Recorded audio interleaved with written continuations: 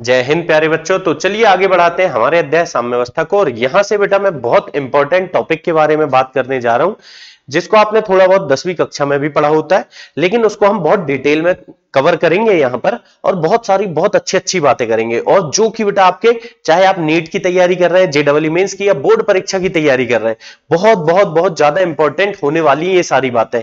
तो अब हम बेटा लगभग अगले 2-3 लेक्चर, 4 लेक्चर मेरे एक ही टॉपिक पर आने वाले हैं, अम्ल तथा क्षारक। अम्ल क्या होते हैं, क्षारक क्या होते हैं, और इनके बारे में बहुत सारी बातें हम करेंगे। वैसे तो कक्षा 10वीं में भी आपने पढ़ा है, लेकिन बेटा उसको हम आगे तक बहुत डिटेल में लेकर जाएंगे। तो सबसे पहले अम्ल तथा क्षारक के सामान्य परीक्षण कि मतलब अम्ल और क्षार, बेटा कोई यौगिक मुझे दे दिया गया और बोला गया कि भाई साहब बताइए ये अम्ल है या क्षार है, तो कैसे हम कुछ सामान्य परीक्षण के द्वारा पहचान पाएंगे कि अम्ल है या क्षार है। तो सामान्य परीक्षण जैसे कि बेटा हमने 10वीं में भी पढ़ा होता है कि सबसे पहली बात अम्ल का स्वाद हम देखेंगे, यानी कि अगर कोई खाने लायक पदार्थ हमें मिला तो हम उसे खा के देखेंगे, और खा करके देखेंगे अगर बेटा स्वाद मिला हमें कैसा, खट्टा, नींबू के जैसा, है ना, तो खट्टा अगर रहा बेटा तो वो क्या होगा, अम्ल। और जबकि बेटा अगर कड़वा, करेले जैसा स्वाद रहा, कसैला स्वाद रहा, तो वो क्या होगा, क्षारक। तो अम्ल में क्या होता है, चलिए एक एक करके देखते हैं। सबसे पहला जो परीक्षण है बेटा वो क्या है, स्वाद। तो अम्ल का स्वाद होता है बच्चों कैसा, खट्टा, और जबकि हमारे क्षारक का स्वाद होता है कैसा, कसैला या कड़वा, है ना, कसैला लिख देते हैं, आप कड़वा बोल सकते हैं इसी को। जैसे बेटा खाने का सोडा आप चाहे तो टेस्ट करके, हल्का सा टेस्ट करके देख लें, आपको पता चल जाएगा कैसा होता है क्षार। अगला है बेटा लिटमस पेपर में प्रभाव, कि आखिर अगर मैंने अम्ल को लिटमस पेपर में डाला तो क्या करेगा, और क्षार को लिटमस पेपर में डाला तो क्या करेगा। तो बच्चों अम्ल को जब हम लिटमस पेपर में डालते हैं तो ये नीले लिटमस पेपर को लाल कर देता है, नीले लिटमस पेपर को लाल कर देता है, जिसको हम याद रखने के लिए कई लोग अनिल भी बोलते हैं कि अम्ल नीले को लाल कर देता है ना। तो नीले लिटमस पेपर को कैसा कर देता है बच्चों, लाल कर देता है। अगर अम्ल है तो नीले को लाल कर देगा, और जबकि बेटा क्षारक अगर है, क्षार है, तो वो लाल को नीला कर देगा, लाल से नीला कर देगा, यानी लाल लिटमस पेपर को नीला कर देता है। ठीक है बच्चों, फिर आगे बढ़ते हैं। कुछ अच्छे हमारे पास रंग सूचक होते हैं जो किसी खास रंग के द्वारा हमें बताते हैं अम्ल और क्षारक के बारे में, जो हम ज्यादातर बेटा अपने सामान्य घरों में परीक्षण कर सकते हैं। वो क्या है, हल्दी के जली विलयन में प्रभाव, कि जब हम किसी अम्ल को हल्दी के जली विलयन में डालते हैं बेटा, तो वो हल्दी का जली विलयन आप देखोगे पीला रहेगा। तो अगर वो पीले का पीला ही है, मतलब कि रंग में कोई परिवर्तन नहीं हुआ, तो वो अम्ल है।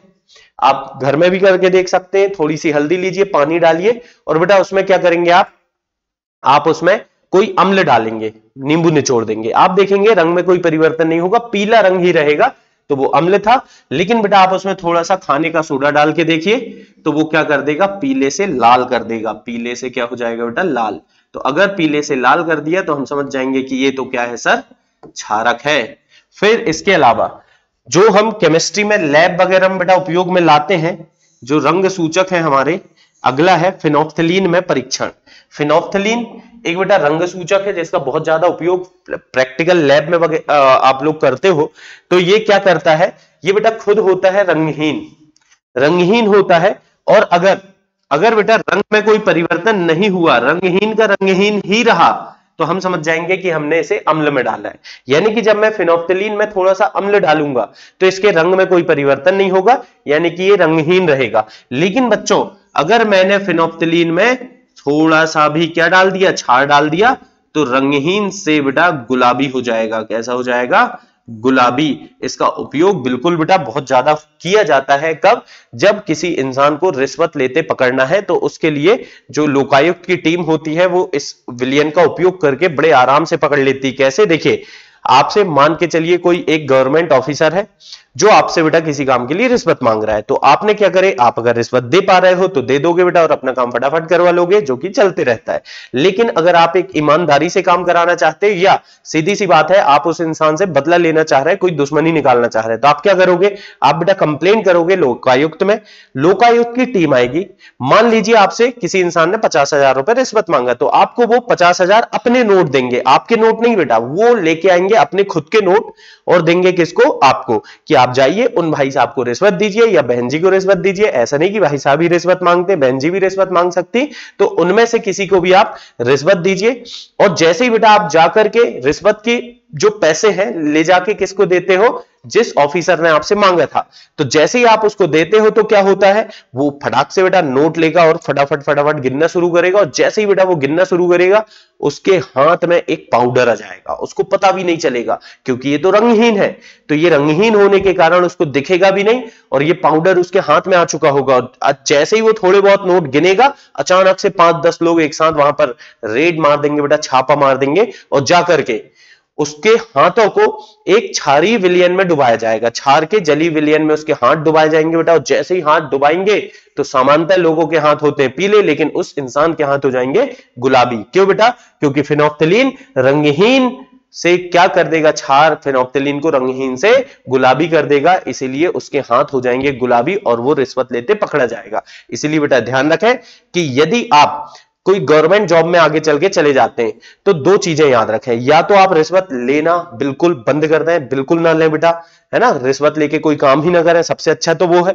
लेकिन मान के चलो आपको किसी कारण से लेना ही पड़ रहा है, भैया पैसे की जरूरत है, लेना ही है, तो आप किसी केमिस्ट्री के एक अच्छे टीचर से, जो बहुत ज्यादा बेटा जिनको आइडिया हो केमिस्ट्री के बारे में, उनसे अच्छी एडवाइस लेकर के जाएं, ताकि हो सकता है कि आप रिश्वत लेने से बच सके। ठीक है ना? और अगर ऐसी कोई एडवाइस आपको चाहिए तो कमेंट बॉक्स में कमेंट करिए, मैं आपको जरूर बताऊंगा कि कैसे आप रिश्वत लेंगे लेकिन फंसेंगे नहीं। चलिए बेटा आगे देखते हैं। अगला जो परीक्षण है, अगला परीक्षण है सर मैथिल ऑरेंज में।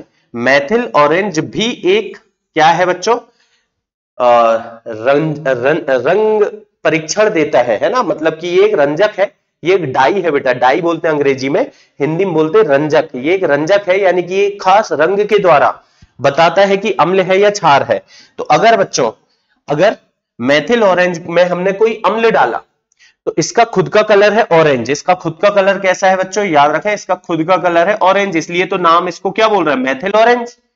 अगर इसमें पानी डालेंगे यानी कि उदासीन है जल, तो उदासीन माध्यम में ये ऑरेंज ही रहेगा। लेकिन बेटा अगर जैसे ही आपने इसमें क्या डाले, इसमें अम्ल डाले, तो ये ऑरेंज से हो जाएगा लाल, ऑरेंज से बेटा लाल कलर हो जाएगा, है ना। यानी ऑरेंज लिखें, या आप हिंदी में लिखना चाहते हैं तो नारंगी लिख लें, तो नारंगी से लाल हो जाएगा। लेकिन बेटा हिंदी में इसको मैथिल नारंगी ना लिखें, मैथिल ऑरेंज ही कहा जाता है हिंदी में भी, है ना। तो नारंगी से कैसा हो गया, लाल। और जबकि अगर कोई क्षार डाले बेटा तो नारंगी से यानी कि ऑरेंज से कैसा हो जाएगा बच्चों, ये हो जाएगा पीला। ठीक है, तो अगर इसके नारंगी रंग को लाल कर दिया तो समझ जाओ अम्ल डाले आपने, और अगर बेटा नारंगी रंग को पीला कर दिया तो आपने क्या डाले हो बेटा, क्षार। एक और बहुत अच्छा हमारे पास रंजक होता है जिसका उपयोग अम्ल तथा क्षार की पहचान के लिए बहुत ज्यादा किया जाता है, जो कि क्या है बेटा, ब्रोमोथाइमोल ब्लू। नाम थोड़ा याद रखने लायक है बेटा, इसको प्यार से शॉर्ट में लिखा जाता है बीटीबी। बीटीबी मतलब ब्रोमोथाइमोल ब्लू। तो ब्रोमोथाइमोल ब्लू जो है, इसका उपयोग करने पर क्या होता है वो भी हम देखेंगे। तो ये क्या करता है बेटा, इसका खुद का रंग जो है, अगर किसी उदासीन माध्यम में आपने डाले तो ये हरे रंग का होता है। उदासीन में कौन सा रंग देगा, ये हरा रंग, नीला हरा रंग बोल सकते हैं, या केवल बेटा हरा भी बोलोगे तो कोई दिक्कत नहीं। लेकिन अम्ल के साथ तो बेटा ये पीला रंग देता है। ध्यान रखें, ब्रोमोथाइमोल ब्लू अम्ल के साथ पीला रंग देता है, और जबकि बेटा क्षार के साथ ये नीला रंग यानी कि ब्लू कलर देता है। ठीक है ना, नीला रंग देता है। और जबकि बेटा ये उदासीन माध्यम में हरे रंग का होता है। कैसा होता है बेटा, हरा रंग देता है।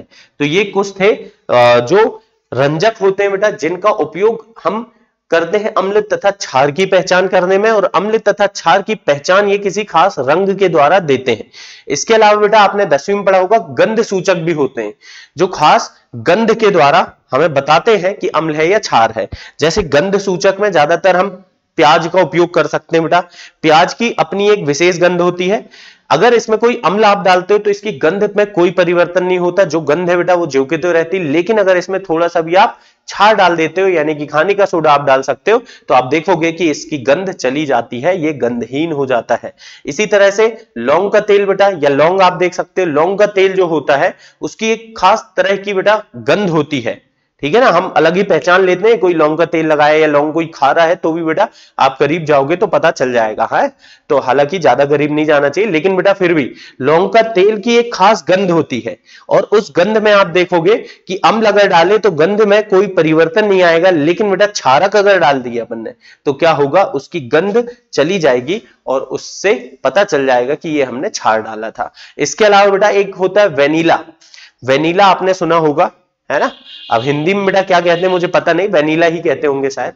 तो वेनिला जो होता है उसमें आप देखोगे अम्ल डालोगे तो गंध उसकी नहीं जाती, लेकिन क्षार डालने पर वेनिला की गंध चली जाती है। तो इस तरह से बेटा हम अम्ल और क्षार का ये एक सामान्य परीक्षण इसके द्वारा समझ सकते हैं। चलिए अब ये छोटी मोटी बातें करने के बाद हम एक्चुअल में जो कुछ ऐसी धारणाएं हैं उनकी बात करते हैं जो हमें अम्ल तथा क्षार को समझने में मदद करती हैं। और पहली धारणा बेटा यहां पर है आर्हेनियस की धारणा।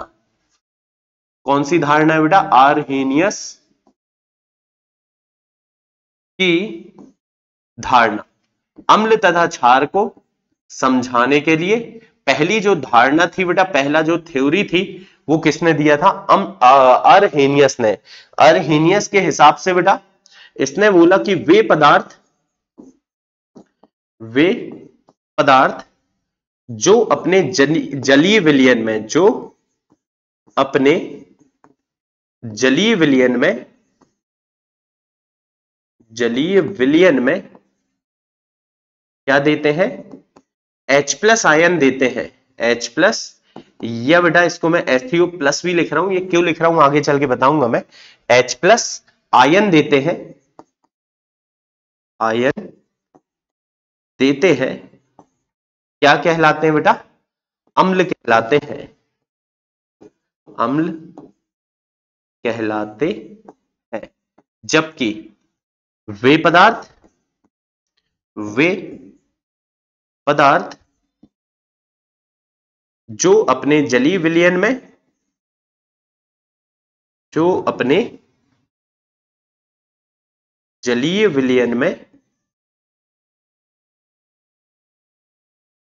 क्या देते हैं बेटा, OH- आयन, यानी कि आप बोल सकते हो हाइड्रोक्साइड आयन, हाइड्रोक्साइड या हाइड्रोक्सिल भी बोलते हैं बेटा इसको कभी कभी अपन, है ना। हाइड्रोक्साइड या हाइड्रोक्सिल आयन देते हैं,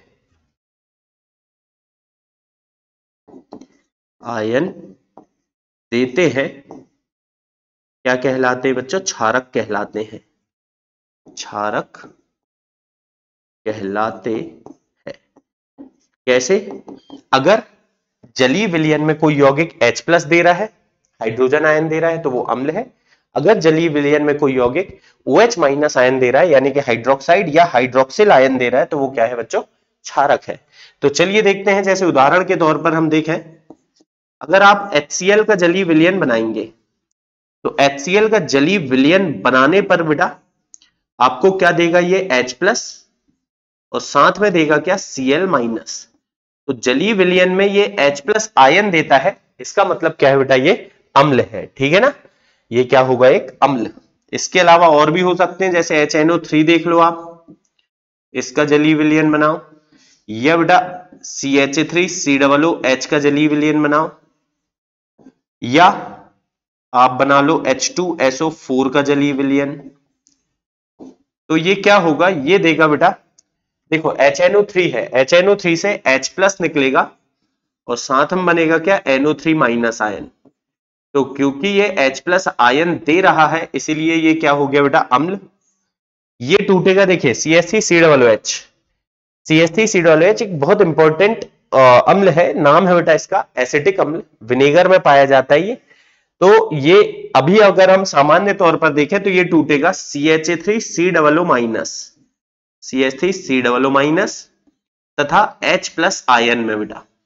अब देखिए एक बात आती होगी दिमाग में आपके कि सर CH3 COOH में 3 H ये थे, 1 H ये था, टोटल 4 H प्लस मिलना था। लेकिन सर हमें तो एक ही H प्लस मिल रहा है, CH3 तो H प्लस के रूप में निकल ही नहीं रहा है, इसके H क्यों नहीं निकल रहा है ये मैं बताता हूं बेटा, थोड़ा सा इंतजार करिए। अगर H2SO4 को आप देखोगे तो ये टूटेगा 2 H प्लस आयनों में और साथ में बेटा SO4 2 माइनस आयन मिलेंगे। तो इस तरह से अर्हेनियस के सिद्धांत के अनुसार जलीय विलयन में जो H प्लस आयन देते हैं ये सब क्या है बच्चों, ये सब है अम्ल। ठीक है, वहीं एक बात और मैं बता दूं आपको, ये जो H प्लस है, H प्लस जल में अत्यधिक अस्थायी होने के कारण, अत्यधिक अस्थायी होने के कारण क्या करेगा बच्चों, जल के अणु से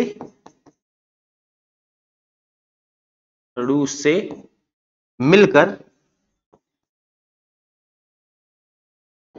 H3O प्लस यानी कि हाइड्रोनियम आयन बनाता है। H3O प्लस को क्या बोलेंगे बेटा हम, हाइड्रोनियम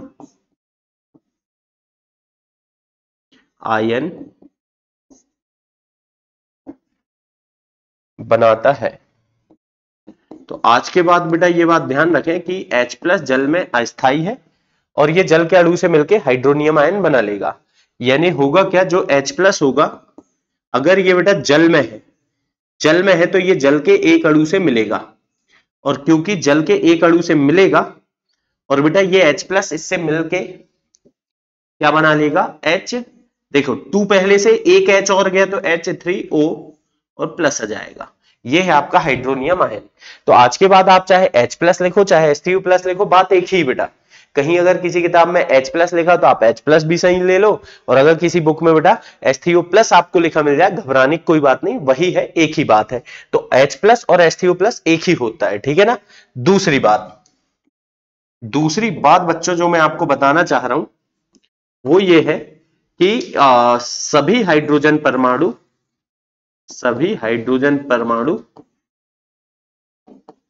H प्लस आयन के रूप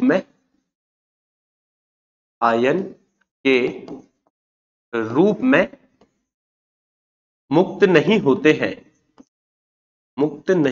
हैं, मतलब कि हर एक हाइड्रोजन H प्लस नहीं होता है, ठीक है, होते हैं। कौन से होंगे बेटा, केवल वे हाइड्रोजन परमाणु जो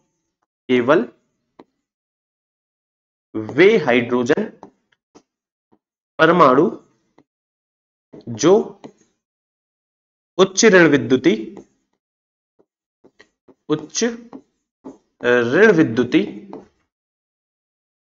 परमाणु। अब उच्च ऋण विद्युती परमाणु बेटा जैसे हम सामान्य तौर पर ले लें F मतलब फ्लोरीन, ऑक्सीजन, नाइट्रोजन, Cl, है ना। इसके अलावा सल्फर ले सकते हैं बेटा, और आप ले सकते हो यहां पर उच्च ऋण विद्युती में जैसे ब्रोमीन ले सकते हो, है ना। तो इनसे जुड़ा होता है, आप तो एक काम करो केवल इतने ही लो, है ना, से जुड़ा होता है केवल वे हाइड्रोजन परमाणु जो उच्च ऋण विद्युती परमाणुओं से जुड़े होते हैं, H प्लस आयन के रूप में मुक्त हो पाते हैं। H प्लस आयन के रूप में मुक्त हो पाते हैं।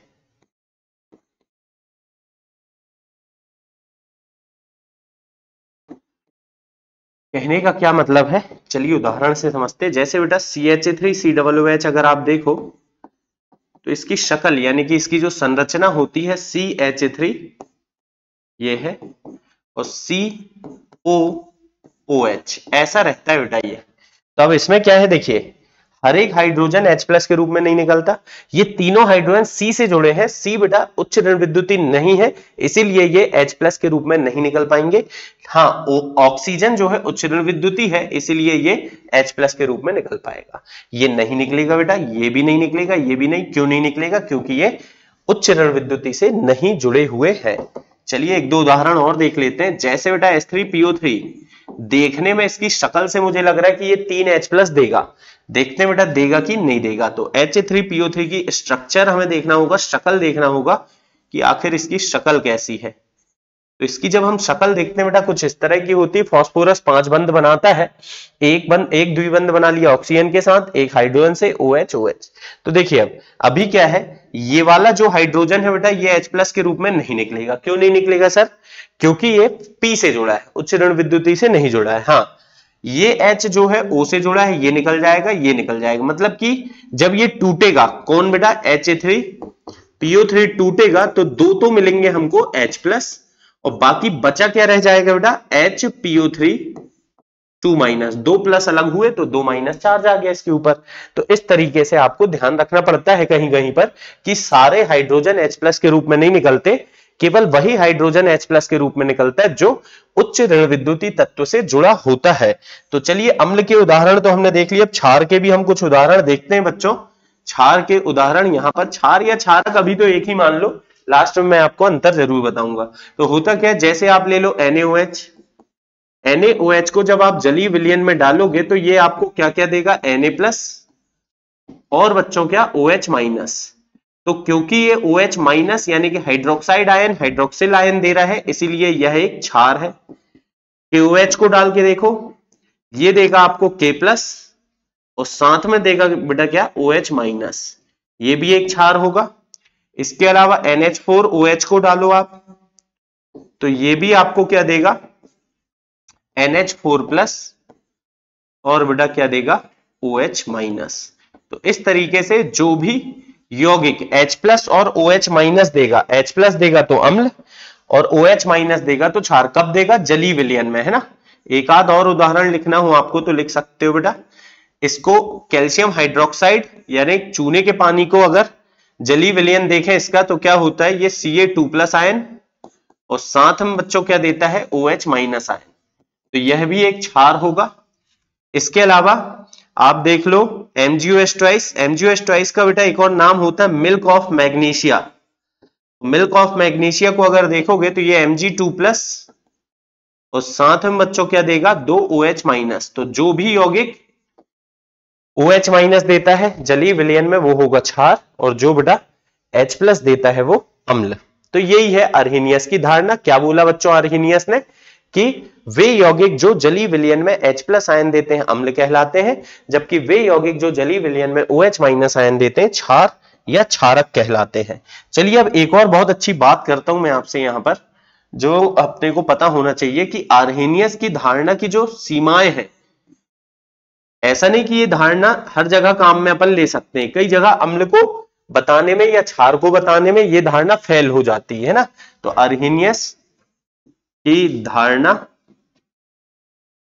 की सीमाएं कि आखिर कहां ये काम नहीं कर पाएगी ये धारणा। तो बेटा पहली बात तो ये काम नहीं कर पाएगी अगर आप रेगिस्तान में चले गए।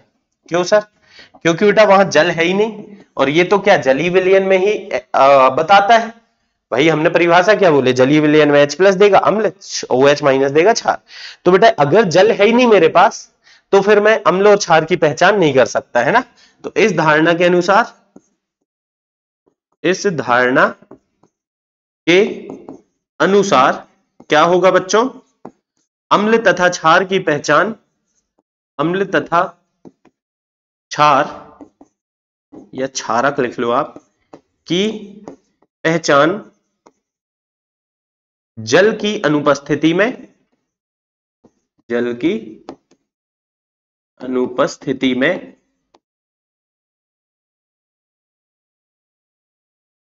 जल की अनुपस्थिति में नहीं की जा सकती है।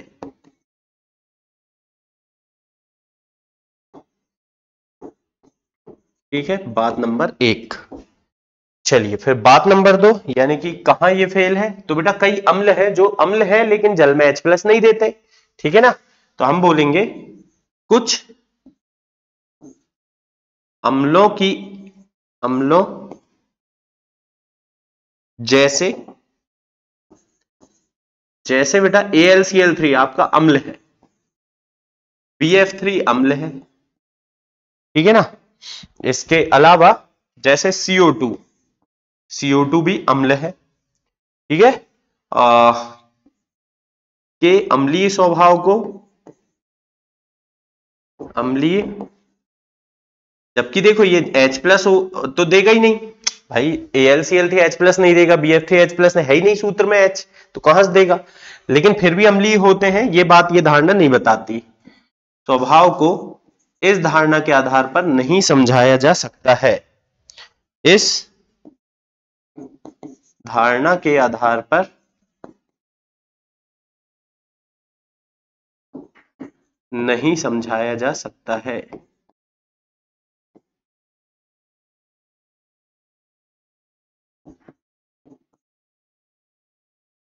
इसी प्रकार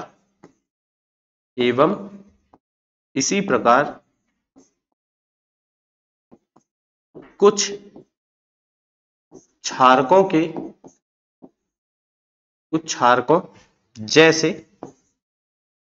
जैसे बेटा FeO, ये एक क्षार है ना, धातु के ऑक्साइड क्षारीय होते हैं, तो ये तो OH- देगा नहीं, GO, ठीक है, तो इनके, और खास तौर पे इनको मत लिखो बेटा, यहां पर ये फिट नहीं होंगे, आगे चल के मैं बताऊंगा क्यों नहीं होंगे।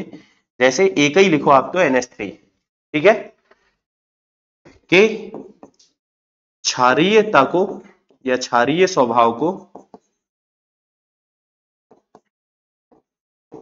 इस धारणा के आधार पर नहीं समझाया जा सकता है, इस धारणा के आधार पर नहीं समझाया जा सकता है।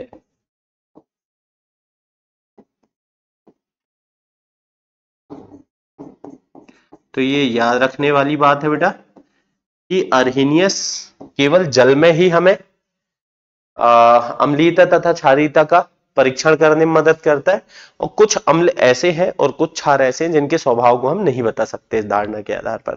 तो अम्ल और क्षार की ये पहली धारणा थी जिसको हमने बोला अर्हीनियस की धारणा। इसकी और भी धारणाएं हैं बेटा, दो धारणाएं और हैं, ब्रॉन्स्टेड तथा लॉरी की धारणा और लुईस की धारणा। ये दोनों धारणाएं हम अगले लेक्चर में कवर करेंगे। तो मिलेंगे हम नेक्स्ट लेक्चर में, तब तक के लिए bye bye, have a good day.